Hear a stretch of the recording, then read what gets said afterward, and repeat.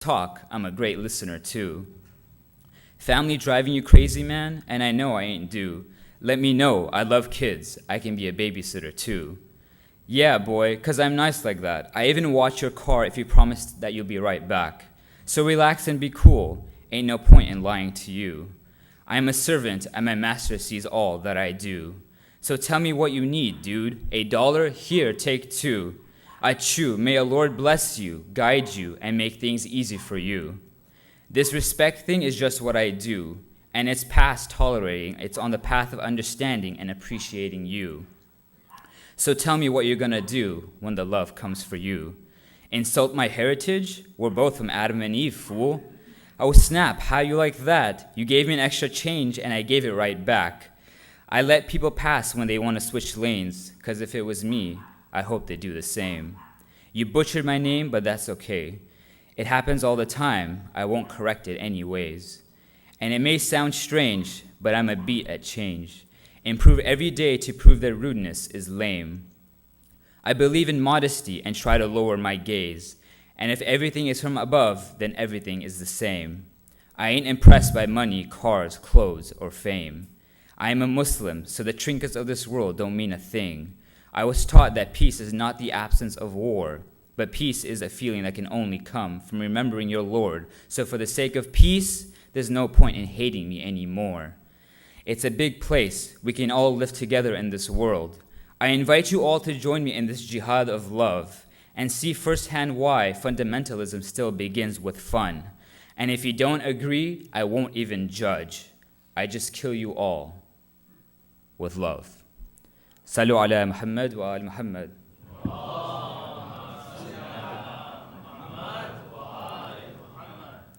So as I mentioned before, this was actually written by Buna Muhammad, and I encourage you all to check out his work on YouTube. He has various topics ranging from, he has spoken word pieces on Imam Ali, Bibi Fatima, hijab, love, like the one I just recited for you. And I actually chose this poem because the underlying message is to love all and to be kind to all. And amongst the many lessons to be learned from the events of Karbala, the one story that sticks with me is that of Hazrat Hur. And when he approached the Imam could have easily said that, because of you, my family is in this situation. But instead, he invited him in, he forgave him, he blessed him, and he allowed him to join his camp. And I always think to myself, would I be able to treat my enemy like that? Would I be able to be so kind to somebody who puts my family in danger? I don't know.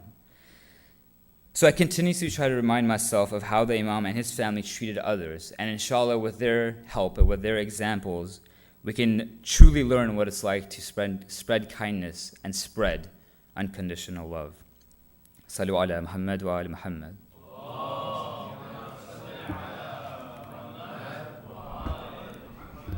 Brothers and sisters, I just have a few announcements before the speech tonight. First of all, there is a majlis at the cemetery in Anaheim, that's Melrose Abbey in Anaheim, this Sunday at 10:30 a.m., and all are requested to please attend. Also, the annual Alzheimer's Walk is November 15th this year, and I believe, it's in the Angel Stadium, right? So the Alzheimer's Walk is November 15th at the Angel Stadium. You can actually register online. And we've actually been attending the walk for the past 15 years or so. And we have a pretty group now that goes every year. So I encourage all of you to please join us this year, November 15th. For those of you who don't get our emails, please contact an EC member. And for those of you who are interested in joining our email list, you can actually go on our website, that's lajamaat.org, and sign up to our email list. The day of Ashura is November 3rd, that's Monday, November 3rd, and the program will start at 9:30 a.m. with Amal, and it will end at 6:30 p.m. that night. The last majlis with our guest speaker, Sheikh Arif, is Tuesday, November 4th, and Tuesday, November 4th, the program will start at 7:30 p.m. with dinner. So not 8:30 as usual, but 7:30 with dinner. And there is a julus this Sunday in downtown LA, and that will begin at 11:30 and will go until 3 p.m. And lastly, like always, there will be a Q&A session tonight after the speech. With that, will you please help me in welcoming our guest speaker, Sheikh Arif, to the member. Sallu ala Muhammad wa ali Muhammad.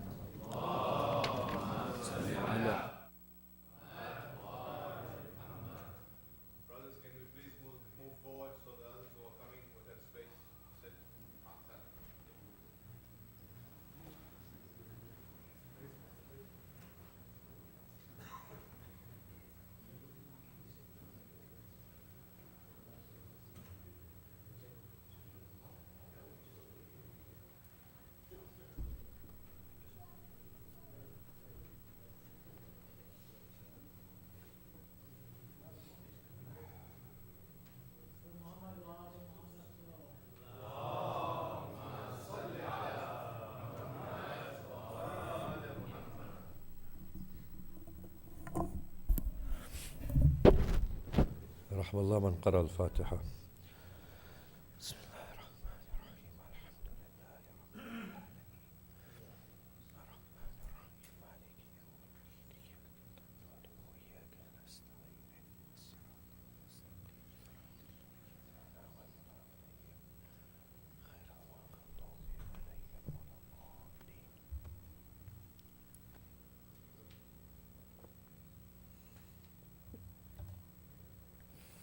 أعوذ بالله من الشيطان الرجيم. بسم الله الرحمن الرحيم. الحمد لله رب العالمين الذي هدانا لهذا وما كنا لنهتدي لولا أن هدانا الله، والصلاة والسلام على أشرف الأنبياء والمرسلين شفيع ذنوبنا وطبيب نفوسنا وحبيب قلوبنا أبي القاسم محمد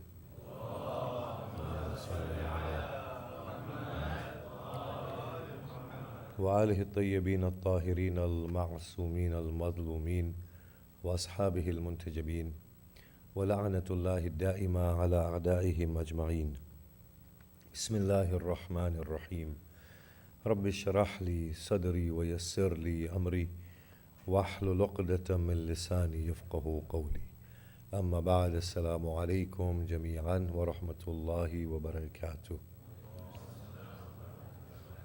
أعظم الله أجورنا وأجوركم بمصابنا بأبي عبد الله الحسين عليه الصلاة والسلام. بسم الله الرحمن الرحيم. We spoke of symbolism in the framework of the overall theory that we have been talking about, the vertical trend towards self-realization and spiritual morality, or becoming godlike and acquisition of godliness, and that the ahkam facilitate that, and ahkam further have a form and essence equation within themselves. But in that we spoke of the human need towards symbolism, and how symbolism cannot be an end within itself but a means towards actualization and self-realization. And in that we spoke as to how certain cultures are bringing about stagnation and regression. Now, I did not mean to say that symbolism is bad. No, it's good. It has its place in the human society. Human individual needs symbolism, and it's a part and parcel of a healthy life.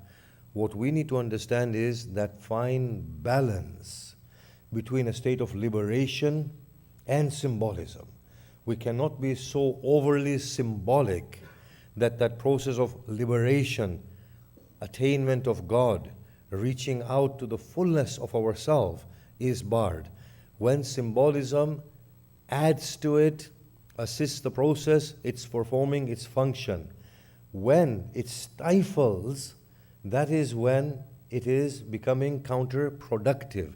This is what we were trying to establish yesterday. It is good to have symbolism. Children learn through drawing, through imagery. But as we grow in age, we need to think abstract. Do we not see the difference in our schooling? In the nursery, we play with colors, objects, sand, and clay.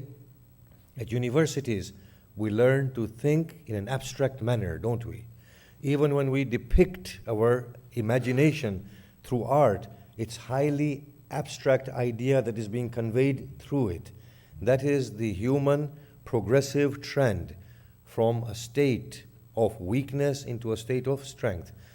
So what we were trying to say was that when we compound cultures upon cultures upon cultures, and we do not know how to get out of them, that is the time when we need to go back to basics.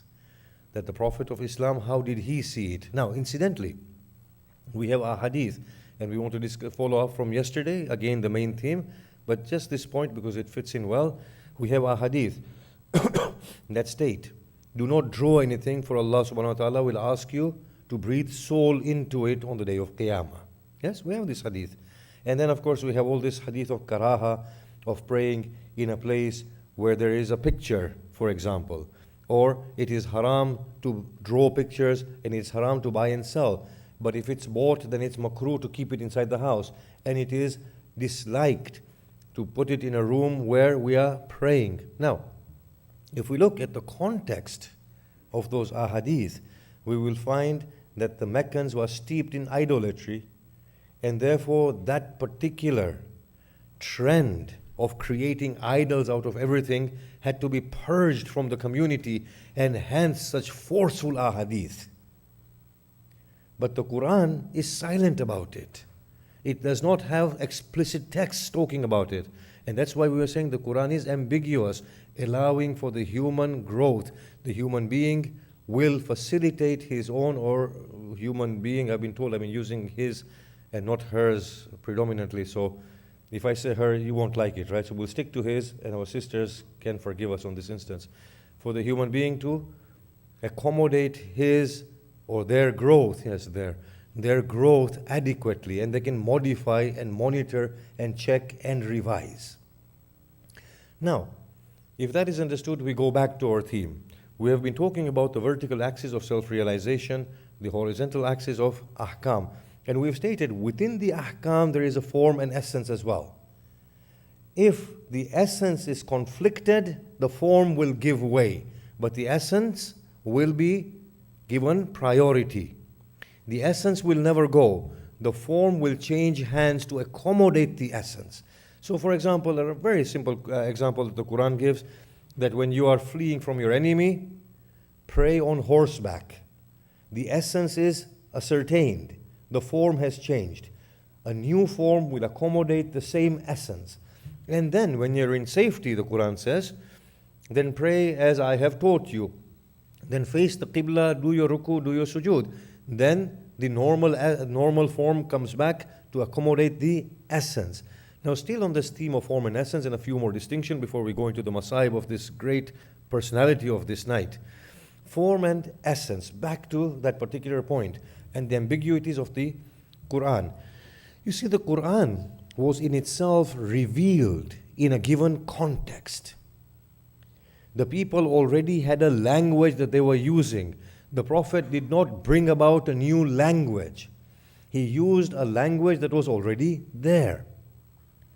When we talk about language, by the way, we are not only talking about the words that convey meanings, but we're talking about sentiments, we're talking about morality, we're talking about aesthetics, we're talking about a host of things, human culture, human society. So the language pre-existed him. He used the same language. That language is a context. That language is a means of conveying the truth of God, and it's a means of restricting it, because there are many things God might want to convey that the language does not have the capacity to convey. Yes? 2, what the people are accustomed to, the people's cultures, the people's environments, the people's foods. So you don't find in the Quran examples about apples and pears, do you? Yes? By the way, I always make this very light-hearted comment that in an Imami Shia community you can get away with saying anything about the Quran because nobody reads the Quran anyway. But apples are not mentioned inside the Quran, right? Neither are kangaroos, because the Arabs would have said, well, what are you going on about? There aren't any kangaroos here. What are apples? What are kangaroos? So again, the Quran is limited by the cultures and the context of the people. So Quran, even though it's conveying the essence in the most ambiguous way, even then it is curtailed by the context. Now the beauty of the Quran is that it is highly pragmatic. It is applicable immediately. How can it be pragmatic, at the same time ambiguous, at the same time allowing for that evolutionary trend?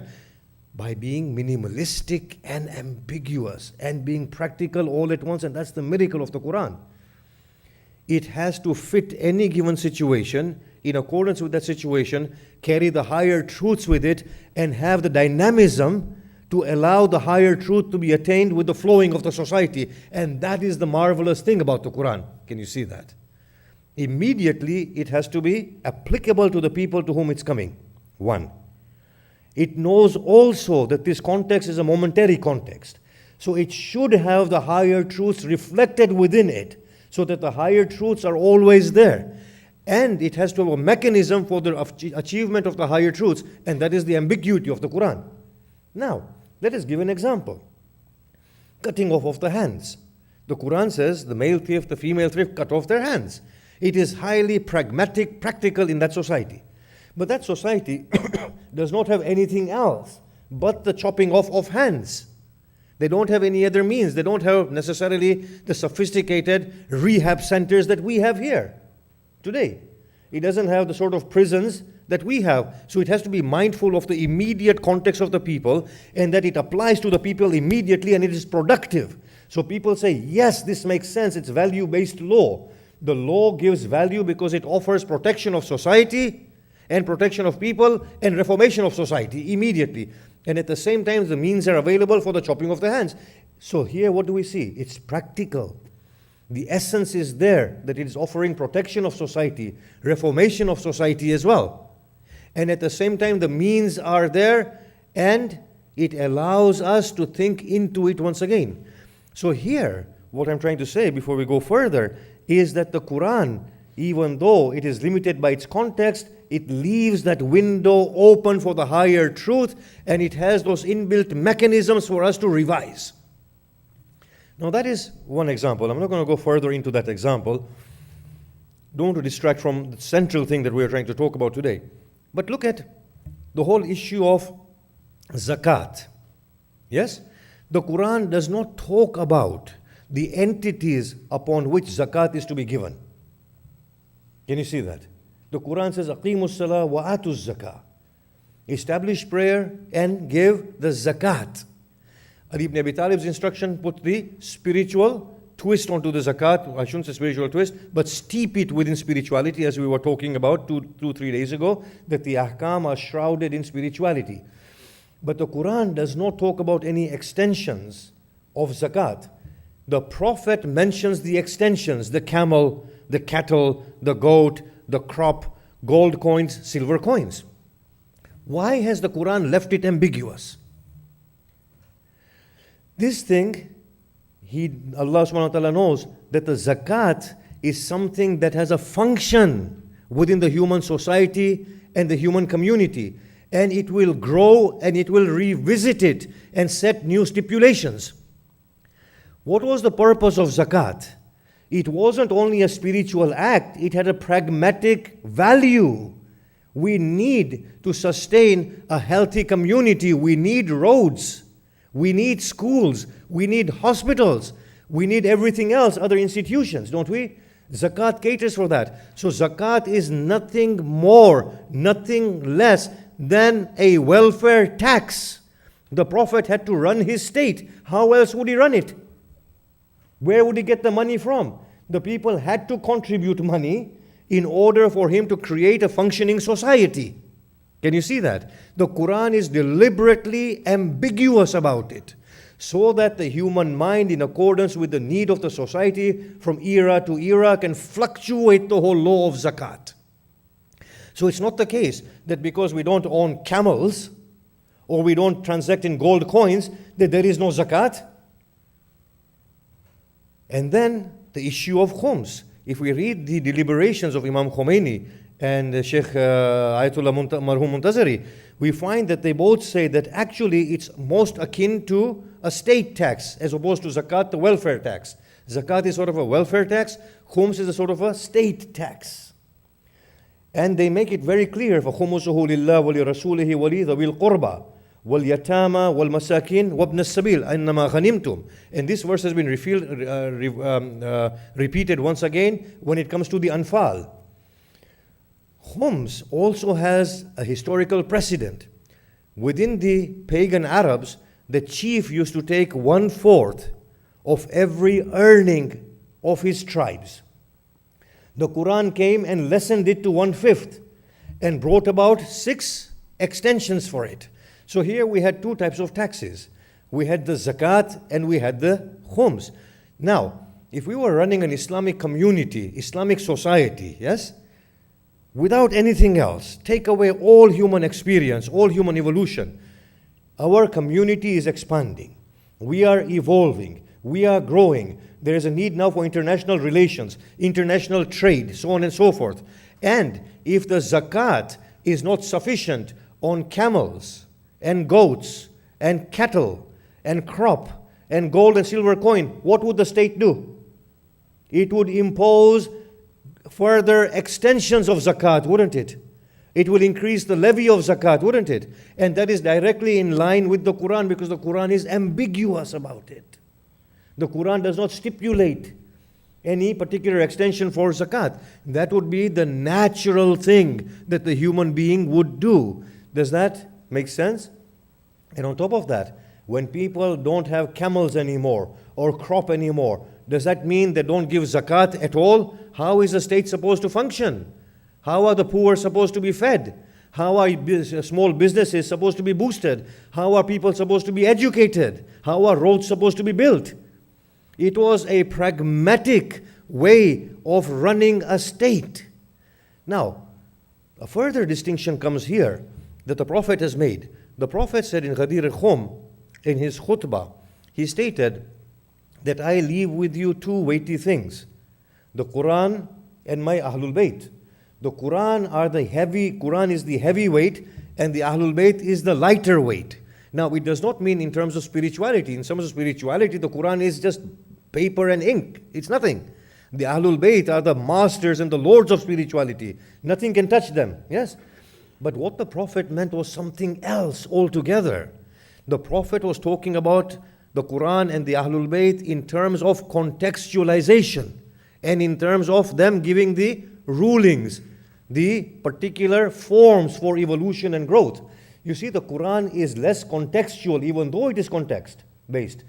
But it is less contextual than the Ahlul Bayt. The Ahlul Bayt are firmly gripped by a context, like the Prophet was. The Prophet was gripped by his own personal, immediate context. Can you not see that? The Quranic verses that come, we can see the influence of the prophetic context. They come for his wives. The Prophet is the context for those verses which are revealed regarding his wives. The Prophet is a context in the sense that many verses are revealed in response to his own sentiment, in response to his own questions, in response to his own internal situations. Medina was a context. Badr was a context. Uhud was a context. These were all contexts. But then you had the Prophet's context, which is further limited, and the Imam's context, which were further limited. What do we mean by this? Let's give examples. Imam Ali Salamullah alayhi,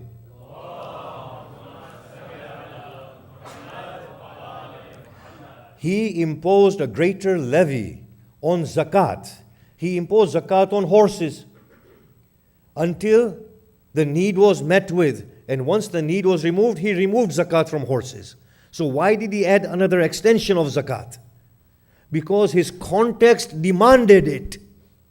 There was a need to cater at that time of battle for the community, so he imposed zakat on horse. Similarly, Imam Baqir Salamullah alayhi, as we read the example yesterday, he imposed zakat on gold, khums on gold. And people opposed, the people disputed with him, and he said, look, I need the money to cater for the condition and for the needs of the community. So for 1 year I'm imposing it. What does this mean? What this means is that the Quran, even though it's in a context, but it's less contextualized. It's more universal. But the Ahlul Bayt are in a very fixed context. They are all acting in terms of the essence and trying to form the essence. But the Ahlul Bayt are more restricted in their context. Now, if we've understood that, and I want to make one more distinction in just a little while. If we've understood that, then with the law of khums that comes, yes, Now I'm asking you, in terms of back to basics, in terms of that which intuitively does not make sense, yes? I'll ask you now. If you were to be asked about the law of zakat and of khums, that zakat is on fixed entities and khums is to be given like this and distributed like that, what will you say? You would say, well, it doesn't make sense. What is the purpose of zakat? What is the purpose of khums? What function is it supposed to play? What role is it supposed to play? Yes? Because in a functioning society, if these are taxation systems, then in that case they are allowing for the needs of the community and the growth of the community. They are not blind laws. They have to be immediate values that are yielded from them. What values are being yielded from them? But if you were to be told that zakat is a taxation that is always in flux, your minds would make sense of it. If you were to be told that khums is a particular type of taxation for a particular function, your minds would make sense of it.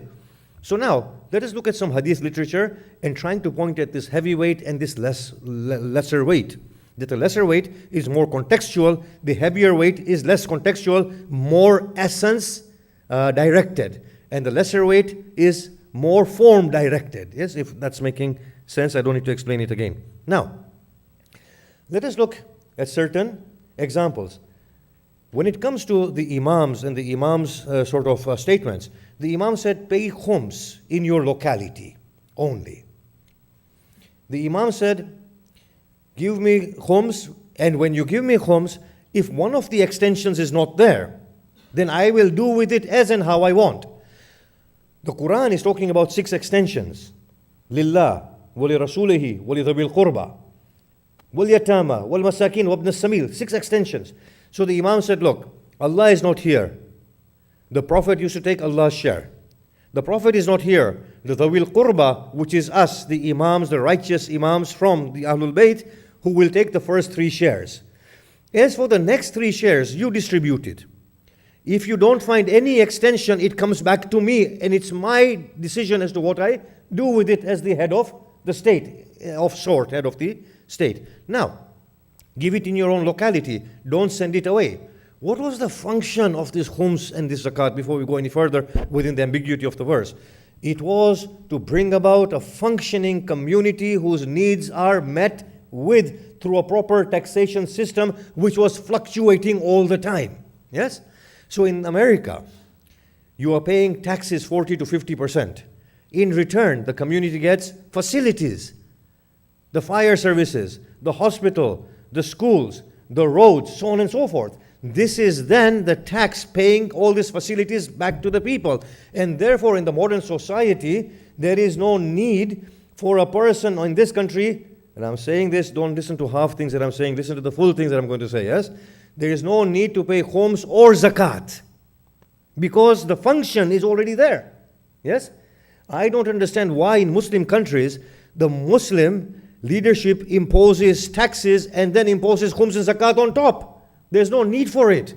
If the taxes are sufficient to run the country and to see its needs, there is no need for khums or zakat. Yes? There is no need for it because the function is being fulfilled through that taxation system. And that taxation system is, in other words, khums and zakat anyway. Now, because we don't have a proper system, we are obliged towards other brothers and sisters of ours in the world that require maintenance, education, food, and shelter. So we will, as an obligation upon us, give. But that percentage that is to be given is to be decided by us.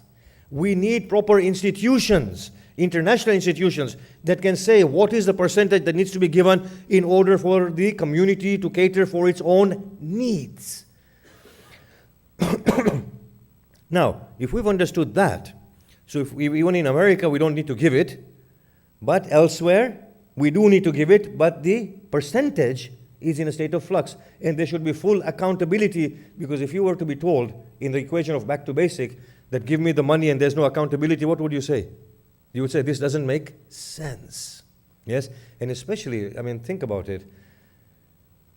If something does not make sense and it came to us for the first time, if a religion were to come to me and say, well, give me money and I don't give you any account of where it's going, I would say, no, look, this religion doesn't make sense to me. it has to ascertain, and it has to justify itself that whatever it's doing is valid, not invalid. Don't leave any suspicion and doubt in my mind. Now, going back to the verse of khums, I want to build on this just a little bit. Allah does not specify who the recipient of khums is beyond the dhawil qurba. Allah merely says, وَخُمُسُهُ لِلَّهِ وَلِرَسُولِهِ وَلِذَوِي الْقُرْبَى. We know who the dhawil qurba are. Yes? These are the family of the Prophet and the Imams particularly, or only the Imams. But what about the yatama, masakin, wabna sabil, the orphans, the poor people, and the wayfarer? Here, we have ambiguity within the Quran. The fixing of a sayyid is a contextual part. It is not the absolute extension. Can you see that? So this is the theory, that when the Imam said that these extensions are the extensions which are known as the children of Abdul Muttalib, this is a contextual part. Now why? Because it was said that zakat is a means of purification. When you purify something, what does it have? What happens? Whatever you take out, what is it known as? It's known as dirt. When I say to you, purify this. So when you purify that thing, what have you removed from it? Dirt. Does that make sense? So that's why you find this in the literature, that zakat is the dirt of people. Zakat is the dirt of people. And because it's a dirt of people, it cannot go to a sayyid. Tell me, would this sort of a reasoning work in this sort of a society? That you eat each other's dirts, but there is one particular brand of people to whom this dirt cannot go. Can religion ever create these sort of ranks? This is what I'm trying to say. Certain things do not make sense. We need to understand them afresh. Yes? The Sayyids are people we respect utmost. There's the blood of Rasulullah in there. But that's one thing. Social distinctions and economic distinctions is another thing altogether. That's not how a religion functions. The Quran has universal, إِنَّمَا أَكْرَمَكُمْ عِنْدَ اللَّهِ أَتْقَاكُمْ. The most noble of you with Allah is the most pious among you. Finish. That is the universal of Quran. A person purest in the sight of God can be black, white, slave, man, woman, Sayyid, non-Sayyid, whoever there is. In fact, Allah is saying maybe a Christian, Muslim or Jew, because in that verse, He does not say, "O Muslim, the best of you." He says, "O mankind, the best among you." Yes? So this extension that is known as the Sayyid for this, it is based on a particular context. Now, if taking whatever out of zakat is known as dirt, yes, according to the literature, then we also have a further law that a Sayyid can eat Sayyid's zakat.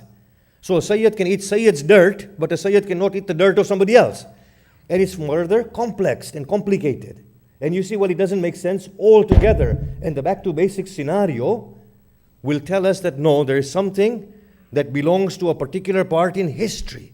Now, in the welfare system of America or UK, let's say I'm acquainted with that, nobody sleeps at night without shelter or with a hungry stomach. Everybody consumes from everybody else's tax. Yes?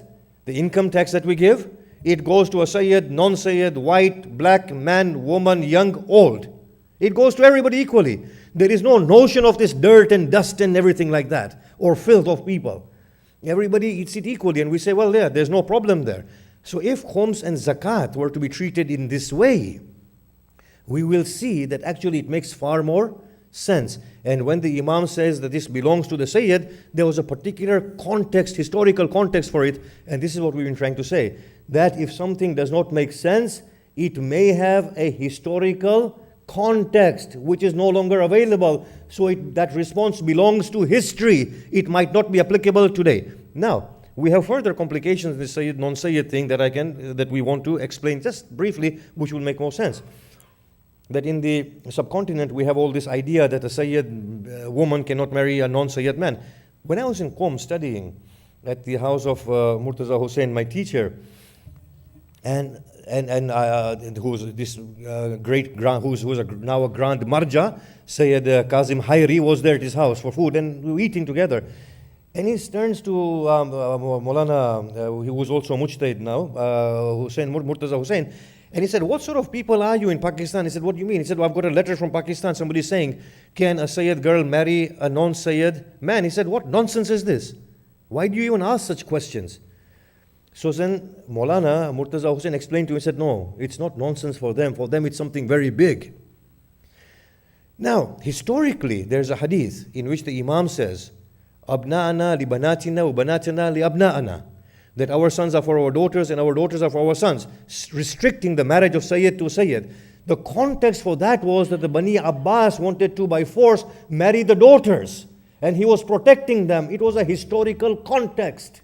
And it was a historical response. There was no such thing as supremacy and inferiority that they were trying to convey. Otherwise, who did Lady Zainab marry? She did not, they say that the best of Sayyids are those that come from the lineage of Imam Ali and Lady Zahra. Well, who did Bibi Zainab marry? She married, yes, a Sayyid from the from the sense of Abdul Muttalib, yes. But who did Imam Zainul Abidin marry? Who did the other women of the Imam's household marry? You see, when we look into it, we say, well, no, these things are historical. They belong in history at some point. They are not hard and fast rules. Khums and zakat have been grossly misunderstood. The division of it, the extensions of it, and how they function. They were there for a very real state, a state that had to function, and there were two types of taxations that were given. Now, I want to make a further distinction here in this whole theory of public practice, private practice, based on the existential feature of universal and particular cultures. Do you remember we spoke of universal cultures and particular cultures? Thus, Islam addresses both of them. It allows for particularity and it creates universality as well. And it allows them to intertwine and to blend into each other. In this mosque, we have a particular culture, the way of sitting, the program, the matam, the azadari, so on and so forth. That's a very particular culture. But if we went into an intra-faith context, it would acquire a very different culture. If we went into a multi-faith context, it will acquire a very different culture. If we went to Makkah, it acquires the universal Ummah culture. Can you see that? Where you are not a Shia, you're not a Sunni, you're not a Wahhabi, you're not a Brelwi, you're not a Deobandi, you're not a Bora, you're not an Ismaili. We are all wearing two garments. We are not men, we are not women, we are not young, we are not old, rich, poor. We are none of these things. All distinctions fade away in a very universal culture. Now, these are existential features. In line with these existential features, we come to another property, which I describe as public practice and private practice. Now, keeping in mind that yardstick that we were talking about, the yardstick of if we have to hide from something, if we can't explain it away, if it is frowned upon, then that is something that needs to be critically checked. Because a religion cannot have any facet in that it has to hide away or frown upon or feel embarrassed about. Because religion is supposed to be offered to mankind. And mankind can only adhere to religion if everything in there is justifiable.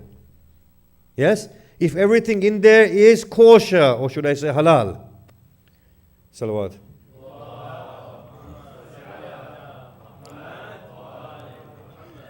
So now, in line with that, we have this public practice and private practice. What does that mean? It means that Allah subhanahu wa ta'ala knows how human existence is. We all have our individualistic ways that are not harming anybody, and neither are they harming our growth process. So He allows them. But He also expects us to be mature enough, in line with the instructions of the Quran, which are very basic and minimalistic, to be able to go beyond those cultures and embrace the greater human body and not allow our restricted expressions to divide us. Does that make sense? He allows us our restricted expressions, provided that when we are in a greater capacity, these restricted expressions do not sever human unity. They do not bring about disunity. There has to be that maturity. Now, what do I mean by that? You see, the Sufis go around, don't they? The whirling dervishes. And other Sufis, I've been to many of these gatherings, they go into wajd and ecstasy, and they pronounce the name of Allah. They're not harming anybody. It's their private practice. It's fine. It's not infringing with anything. When they are in the ummah capacity, they don't uphold those practices as point of division. They don't define themselves by it. Yes? Similarly, the imami have matam. They're not harming anybody. It's fine. It's a perfectly valid expression. It's a beautiful expression. Carry on doing it. But they will not define themselves by it. They have to define themselves by what? By the universal of ummah. By the basic requirements of Islam. La ilaha illallah, Muhammad Rasulullah, Salah, Siyam, Zakat, Hajj. Finish. End of it. That is their definition. Beyond that is their private individualistic culture and their private practice. So now, if that is understood, then we can build on the next point. You know, I swear, whenever I'm in trouble, inadvertently, Ya Ali Madad pops out and it works. Now I remember, I went to a Wahhabi shop and I love my Wahhabi brothers, and I wanted to say, Ya Rabbi. And the more I was trying to say Ya Rabbi, Ya Ali was coming out. And I was getting into trouble. Now, that's all well and fine. It's my private practice. But, and I know what it means, and it's not shirk, and I make that theological connection properly. Fine. But in my public capacity, I can't go around saying, Ya Ali Madad, Ya Ali Madad, Ya Ali Madad, because it's not understood. Yes? Which Imam has said, Ya Ali Madad? Which? Tell me. Do you find anywhere in history that any Imam said, Ya Ali Madad? I mean, look at it. If you look at Dua Kumail, Dua Sabah, Dua Makarim al-Akhlaq, Dua Tawbah, the du'as of Sahifa Sajadiyah, where do you get Ya Ali anywhere? Where do you get Ya Muhammad anywhere? Where do you get any of these things anywhere there? Do you get them? In the phenomenal Dua Arafah, yes, of the third Imam, where do you get any of these sentiments that we carry forward? Where do you get them? Nowhere to be found. And I want to discuss spirituality further in the whole lecture tomorrow. But what I'm trying to say here is that there is a lot that belongs to a private culture, and it's supposed to be private practice. It cannot be a definition of the sect. It's a mere private expression. Now, if I were to say this, and I need open hearts and open minds, truly open hearts and open minds, which I know, historically, I can prove it myself. The whole thing of Aliyun Waliyullah in the Adhan, yes? Sayyid al-Khu'i quotes a hadith from Imam Sadiq, إِذَا شَهِدَ أَحَدٌ مِّنْكُمْ بِالشَّهَادَتَيْنِ فَلْيَشْهَدْ بِالشَّهَادَةِ Ali ibn Abi Talib. It's a Sahih hadith in Al-Kafi. What that means is that whenever we say Ashhadu an la ilaha illallah, Ashhadu anna Muhammad Rasulullah, we should say Ashhadu anna Aliyan Waliyullah. Now, according to that hadith, even in Tashahud you can say it. Yes, in the Adhan you can say it, in the Iqamah you can say it. But I want to ask one question. When did Imam Ali say it? Imam Hassan say it? Imam Hussain say it? Imam Zainul Abidin? Imam Muhammad Baqir? Imam Ja'far as-Sadiq? Surely, if that was a public practice, then they would have done so, wouldn't they? Which of the Imams have done that? Then why should the group be so adamant that when they are in a greater culture, that they adamantly say Aliyun Waliyullah? Why can't they just keep it in their private practice? And in their private practice, when questioned, not hide away, not shy away, to justify and say, this is our private practice based on this. The equation of bid'ah does not touch it. The hadith of Imam Sadiq ordains it, but this is private practice, not public practice. Is that coming through? The whole point? As opposed to making Ali ibn Abi Talib a point of division, when his son said that he is the father of the ummah, what did the Prophet say, by the way? Ana wa Ali abawa hadil ummah. Me and Ali are the two fathers of this ummah. Ali belongs at the helm of the ummah. What ummah? Not the Sunni Shia ummah, the human ummah, the ummah that the Prophet created in Medina, which comprised of Muslims, Jews, Christians, Sabians, and the pagans. He said, I and Ali are the fathers of the ummah. That was the broad ummah that the Prophet created on humanitarian basis. That is where Ali ibn Abi Talib belongs. He does not belong in this pettiness that we have put him in. Yes? So now, in the public practice, there is no need to be adamant and make Ali ibn Abi Talib this super giant.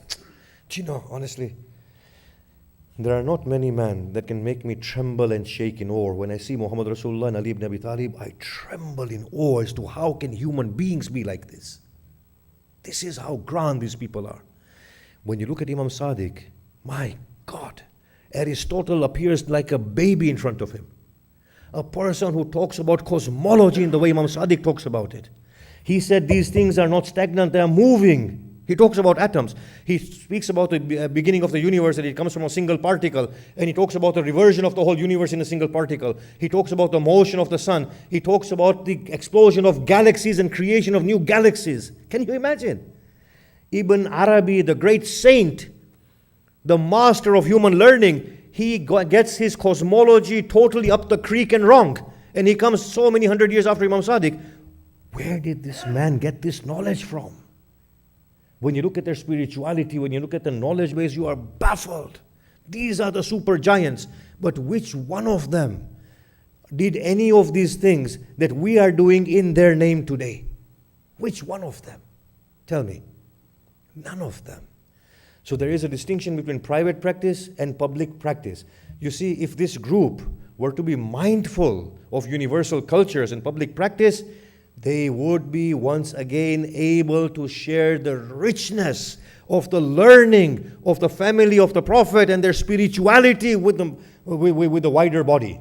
And as the eighth Imam says, to Abbas Salt, O Abbas Salt, by Allah, the best amongst you are those who learn our knowledge. For indeed, if the people knew who we were, nobody would not follow us. They would all adhere to us. Today, Hindu, Muslims, Christians, they all say Hussain is ours, don't they? Ali ibn Abi Talib needs to be put on that pedestal where everybody says this man is the father of humankind. After the Prophet, his brother, this is the second father. And his sons are the exemplaries and the torchbearers of human spirit. They don't belong the way we have placed them. We want to talk more about this tomorrow. Today, we don't have time. Salawat.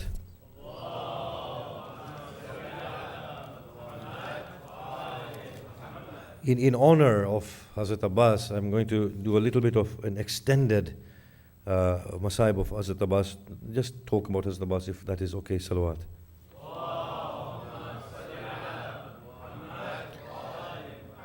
About Abbas, it is said, the hadith of 7th Imam, that Imam Hussain went for his final battle. And there was an inspiration on the heart of Imam Hussain. O Hussain, look towards the heavens. And he looks towards the heavens and he sees them filled with angels. The inspiration said, O Hussain, take aid of these angels, destroy your enemies, spare your life, and you will still have the reward that I have prepared for you at your martyrdom. Tears rolled from his eyes. And he said, Oh Allah, they have killed my Abbas. That was Abbas for Hussain. We are told about Abbas that when he ascended his steed, his feet would touch the ground. The lofty stature of Abbas. And the hadith of Imam Sadiq, in which he says, Kal Jabal al-Azim. He was like a lofty mountain. Wa qalbuhu ka-tawdil jasim. His heart was like a momentous wave. لأنه كان فارسا هماما. Because he was a gallant swordsman. وبطلا ضرغاما. And a fearless warrior. وكان جسورا. He was audacious على الطعن والضرب. Amidst spears and swords. في ميدان الكفار والحرب. In the battlefield amongst the kuffar and the non-believers.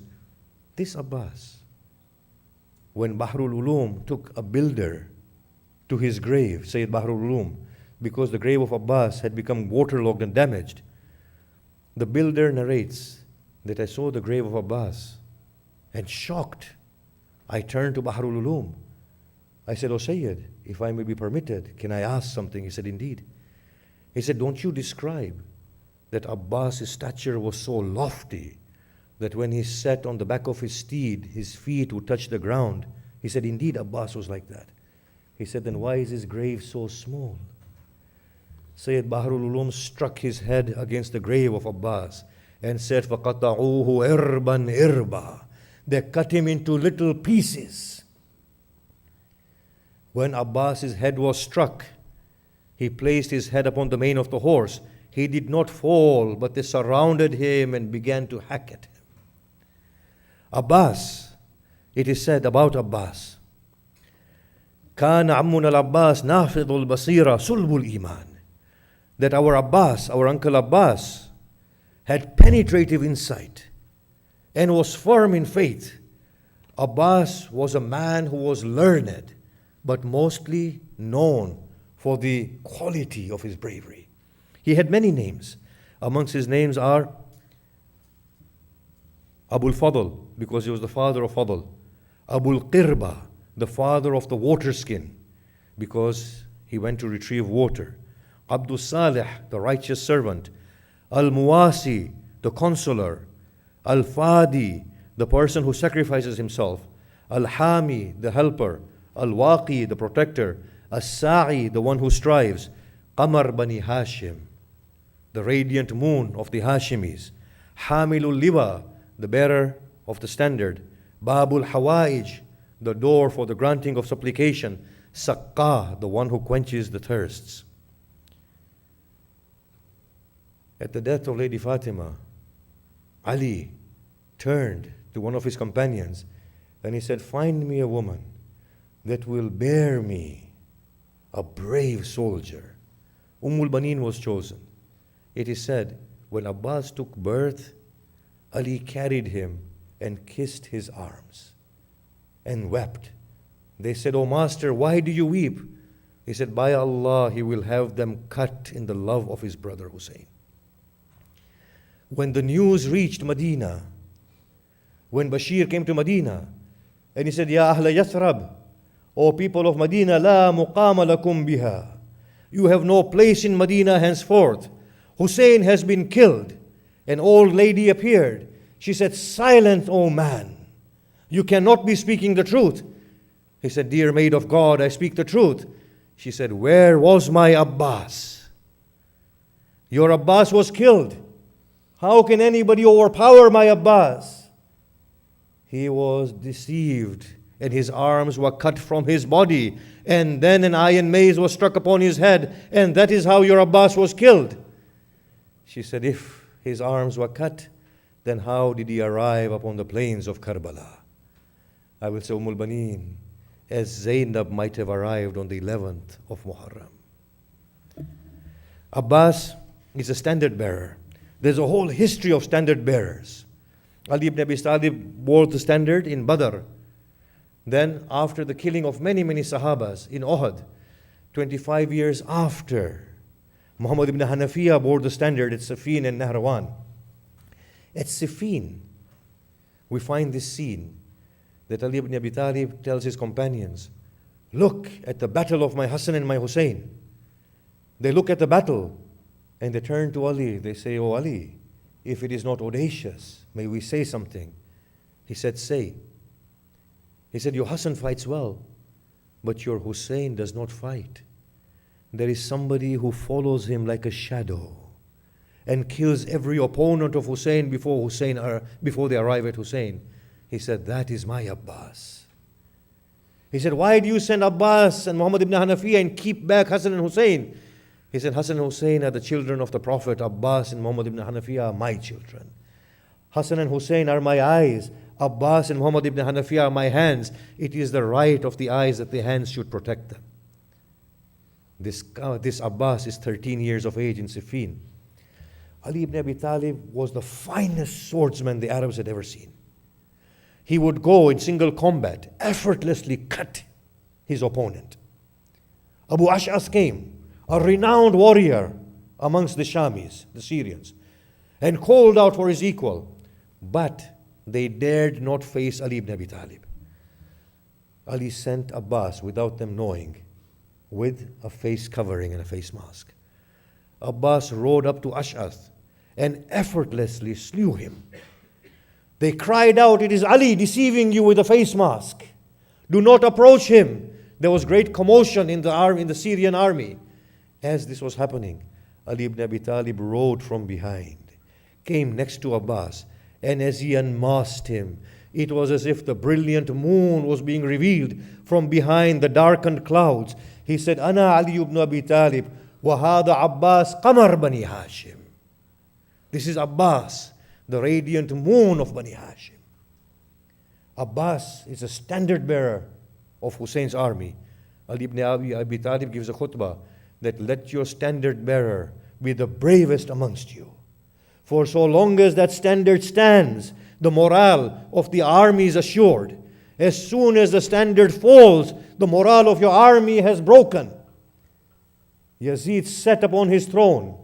As the war booty and the spoils of war were being brought in, he looked on and he stood from his chair, then he sat down. He looked at it again and stood from his seat and sat down. The third time he stood, he said, whose standard is that? It has no place intact apart from the place that held the hand. They said it is Abbas's standard, and it did not fall until his arm was cut. He said, Wallah ya Abbas laqad abayta al-la'an. O Abbas, by Allah, you refuse to give in. It is a right of a brother that his brother should defend him in the way you have defended your brother. Abbas's strength cannot be described. Zainab could not conceive how the enemies could loot her tent when she had somebody like Abbas. The children could not understand why they would be thirsty when they have an uncle like Abbas. The sheer strength of Abbas cannot be described, but his strength is far beyond what we are comprehending and what we are understanding. Look at Abbas's real strength. His real strength is in his resolve. By God, can you imagine how much pain a person would incur when an arm is cut? And then, if a person knows that that is the arm that defends Hussein and defends the tents of his sisters, that arm is cut, can you imagine the psychological trauma? Abbas's right arm is cut. Instead of saying, he says, Wallah law qata'atum yamini, inni abadan uhami an dini, wa an imami. By Allah, even if you were to cut my right arm, I shall never cease to defend my faith and my imam. His left arm was cut. He said, O soul, fear not. They have cut your left arm, O Lord, drive them to the pits of hell. But he does not cry out in anguish. Do you know what happened on the day of Ashura? Shimr would be at a distance. Every time he would ask, is Abbas alive? And so long as Abbas was alive, he did not smile. When he found great cries of joy and tribulation emanating from the Alqama, he said, what has happened? They said, Abbas has been killed. For the first time, a smile appears on the face of Shimr. And he said, now Hussein will not escape. As Hussein's back breaks, Shimr rejoices. The stature and the strength of Abbas. But the true strength of Abbas is in his control and resolve. Abbas unhinges the door of Marwan, Walid's office. Raging the lion is. Hussein places his hand upon the chest of Abbas. And the lion swallows his rage. Again, on the 7th, we find that Umar ibn Sa'ad is saying, unhinge your tents and move them from Al-Qama. Abbas said, will not, and never shall my brother's tents be moved. I shall wage a war against you instead. Hussein said, move the tents. Abbas refused. The Zakirin say, Abbas had a soft spot for his sister. Hussein said to Zainab, Zainab, tell your Abbas to do as they want. We find tears flowing upon Abbas's cheeks. He is sobbing as he unpitches the tents. Look at the great strength of Abbas in his great resolve and control. It is the morning of Ashura. Before daybreak, Hussein has dug a trench behind his tents and filled it with firewood and set it alight so that the enemies do not ambush from the back. Abbas is patrolling that area. Zuhair ibn Qayn comes to Abbas. He says, "O Abbas, do you know why your father asked you from Allah?" Abbas stopped. He said, "This is no time for you to talk with me, O Zuhair. But since you have mentioned the name of my father, In reverence, I pause to give you a listening ear. He said, Abbas, your father had begged for you for such a day. In rage, he places his feet within the stirrup and the horse comes to its knees. Zuhair, do you incite me? Watch what I will show you. A man calls out to Hussain, says, Oh Hussain, have you prepared the fire of hell for yourself before we put you into the pits of hell? Abbas went and subdued that man, killed 80 people, retrieved that man's spear and beheaded him with his own spear. He came back to Zuhair and said, Zuhair, don't incite me on this day. Such is the strength in that Abbas. Abbas is no ordinary person. Abbas is a grand person. By Allah, that Al-Qama that he could not bring back to Hussain, today it kisses his feet and flows onwards. Go to the shrine of Abbas. Al-Qama surrounds him. He is not an ordinary person. We have this hadith that only a masoom buries a masoom. We find this riwayah that Sajjad comes to Karbala on the 13th of Muharram. The people of Asad are lost. He says, I will direct you. He asks for a mat. Upon the mat, he places the headless body of Al-Hussein. Places Hussein inside his grave. Places Asghar on the chest of Hussein. Places Akbar at the feet of Hussein. And he instructs them to bury the others. People come running to him. They say, oh man, there is a body at the banks of Al-Qama that refuses to move. As we lift it from its chest, its feet become pinned to the ground. As we lift the feet, its chest becomes pinned to the ground. He said, he will not come to me. I will have to walk to him. Sajjad walks to Abbas. When he sees Abbas, he falls to the ground and says, Ah, oh uncle, by your leaving, the heavens have become illuminated and the earth has become a darkened place. Oh uncle, if only you had heard the pleas of your Zainab as she called to you when the whip struck her back. Abbas is a man that cannot be described. The sixth Imam says, إِنَّ الْعَمِّيَ الْعَبَّاسِ يَوْمَ الْقِيَامَةِ لَمَنْزِلًا يَغْبِتْ بِهِ الْأَوَّلُونَ وَالْآخِرُونَ. For my uncle Abbas, on the day of Qiyamah, is such a rank with God that all creatures will look upon enviously. On the day of Qiyamah, people will see brilliant lights hovering the throne of God. And at the peak of them all shall be the most brilliant light. They will say, who are they? It will be said, these are the companions of Hussein. And it will be asked, who is at the head of all of them? It would be said to them, it is Abbas ibn Ali. Such is the rank of Abbas. Against the sixth Imam says, may Allah have utmost mercy on my uncle Abbas. He loved his brother and sacrificed himself and gave his 2 arms. In return, Allah has given him 2 wings with which he takes flight within the heavens with Jafar Tayyar. Abbas is known as Babul Murad.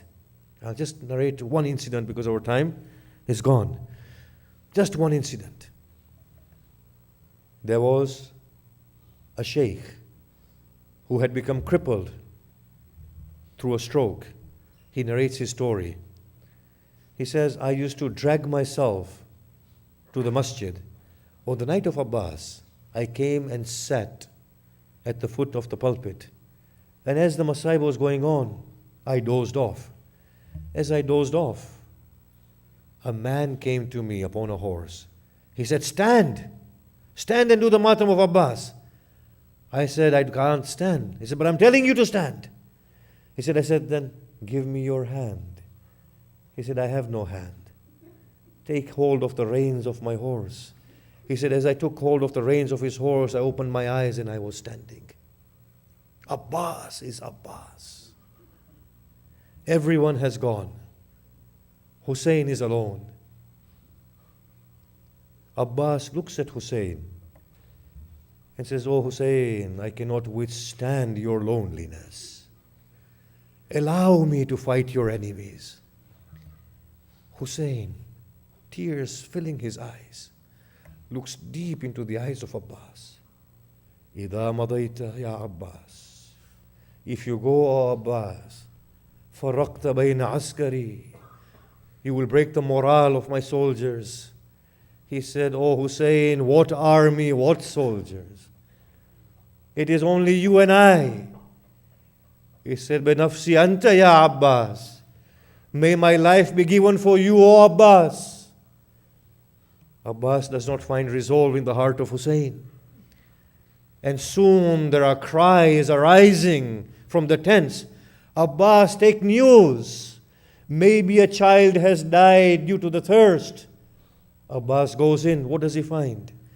Where the water skins are kept, little children are rubbing the water skins against their stomachs in order to find some relief from their thirst through the coolness of the skin. Abbas takes the water skin. "Oh children, I shall bring back some water for you." He comes out, says, "Oh brother, allow me to fetch some water for these thirsty, dying children." Hussain looks at Abbas and he knows he's not going to see his Abbas again. A brother is bidding farewell to another brother for the last time. And a brother like Abbas. Hussain looks into his eyes. Abbas kisses the forehead of Hussain, looks towards the sky and says, "Oh Allah, do not disappoint me. Allow me to come back to him." Abbas makes way. There is a guard upon the Al-Qama. Abbas removes them, enters within the Euphrates, cups water in his hand. The reason why he did that was because his steed would not drink until the steed saw Abbas drinking. So he cups water, but the steed does not drink. Abbas draws water near to his eyes. And he says, "Ya nafsu, min ba'd al-Hussain huni." "O soul, you have no place in this world after Hussain. It does not befit you to live if Hussain does not live. Had al-Hussain warid al-manuni." This is Hussain surrounded by death. "Shall you drink from the cold water?" In a rage, he throws water away. And he says, "By Allah, ma hada fi'alu dini." By Allah, Abbas's religion does not allow him to do such a thing. He fills the water skin, comes out of the Al-Qama. The enemies know they cannot face this Abbas. There are trees around. Some of them hide behind the trees. As Abbas comes out of the Al-Qama, Hussain anxiously looks on. He looks at the standard of Abbas emerging from the Al-Qama. Abbas engages with his enemies. Somebody strikes him from the back and cuts his right arm. Abbas takes the water skin and the alam in his left arm. He carries on fighting. His left arm is struck. When Hussain sees the standard falling, he grabs hold of his waist and cries out, "Ala al'an inkasara dhahri wa qallat hilati." Now my back has broken. My means have been devastated and severed. He falls to the ground. Abbas holds the water skin in his mouth and directs his horse towards the tent. Amidst the arrows, the spears, the sword, Abbas gradually makes way until 2 arrows are released. One penetrates into his blessed eye and the other one within the water skin. As Abbas sees the water spilling, he stops his steed. They surround him, begin to attack him. An iron mace is struck upon his head. He lowers his head upon the mane of the horse. As he lowers his head, they begin to cut him. The horse bewilders, gallops in a direction until Abbas does not dismount, but his body falls off the back of the horse. Hussain makes way. "O Abbas, call on to me." There is no response. Zuljana stops. "Have you found my brother, O Zuljana?" Hussain descends from his steed. He says, "O Zuljana, my brother does not lie here." And when he looks, he finds the severed arm of Abbas. He takes it and he says, "Wa Abbasa, wa Abbasa." Then he makes way and he finds his Abbas, the lion, about to give his life. On the dust, his body is torn. Hussain looks upon his lion, sits next to him, unable to speak, choking on his tears. He lifts the head of Abbas. Abbas moves his head away. He lifts it again. Abbas is saying something. Hussain draws near to Abbas. Abbas says, "Oh man, wait for a moment. Do not behead me. Allow my brother to come to me. It is I, your brother, O Abbas. I have come to you." He says, "O master, I did not see you." Hussain takes the head of Abbas, clasps it against his chest, and cries out aloud. The way he pleads and the way he cries, the enemy is looking at him, break into tears. He looks at them and he says, "Now you cry. When you have taken my Abbas from me, when you have broken my back." As Hussain cries out, he finds tears coming from Abbas's eyes. He says, "O Abbas, what brings grief to your heart?" He said, "O brother, how may I not grieve when I see you cleaning my face? And I know very soon you will be beheaded by the brutal thirst, and there will be nobody to carry your head from the dust." "O Abbas, is there anything I can do for you?" He said, "O Hussain, yes. I beseech you for the sake of Allah, do not carry my body back to the tents." "Why, O Abbas? If Zainab sees me in this state, her morale will break." "O Hussain, I made a promise to your little Sakina." "O Hussain, how should she see me in this state?" Abbas is dying. Hussain begins to lift Abbas. Abbas opens his eyes. "O Hussain, what is it that you do?" "Abbas, I must carry you back." "Hussain, leave me. Go."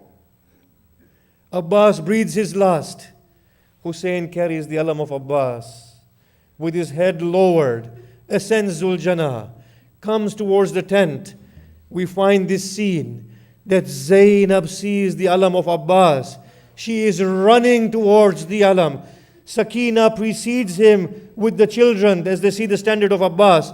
When they find Hussain, Sakina cries out, "O father, do you have any news of my uncle Abbas? He lies slain on the banks of the Euphrates, O child." Zainab said, "O brother, why did you not bring my Abbas back to me?" He said, "O Zainab, even on his final breath, he was thinking of you." She slapped her face and she said, "Wa dayata, wa qillata nasara, wa Abbasa." Matam Hussain.